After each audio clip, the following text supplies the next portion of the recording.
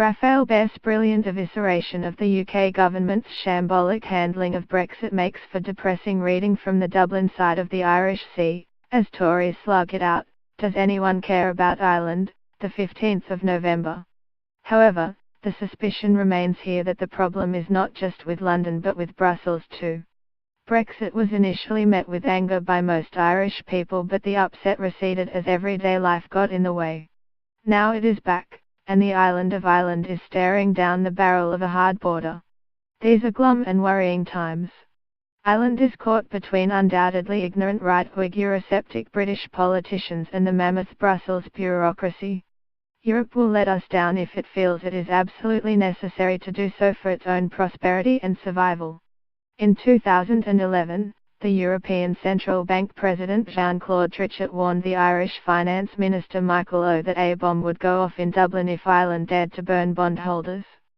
The Irish people have been solely carrying the massive debt burden of our banking collapse ever since, including, scandalously, the huge losses of international speculative investors. When push comes to shove, will Ireland be a sacrificial lamb for Brussels in the Brexit negotiations as it was during the banking crisis in 2011?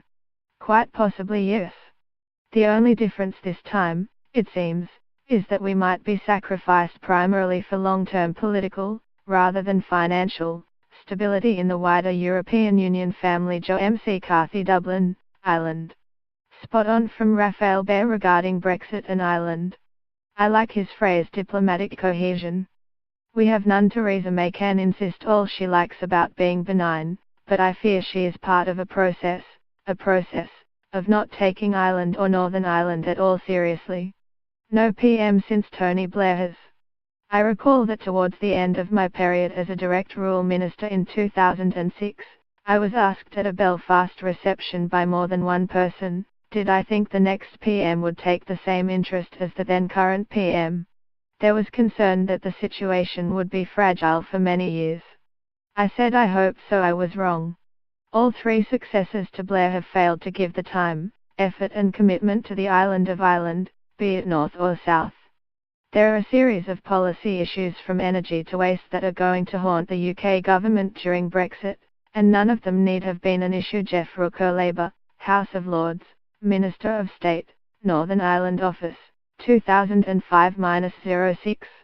No one with even a cursory knowledge of Irish history can be surprised that Tory cabinet ministers are willing to risk peace and prosperity there over Brexit. Moments of even-handedness and reason, notably the Swigdale Agreement in 1973 and John Major's 1996 Downing Street Declaration, stand out from centuries of callous disregard and disrespect of Irish humanity and nationhood.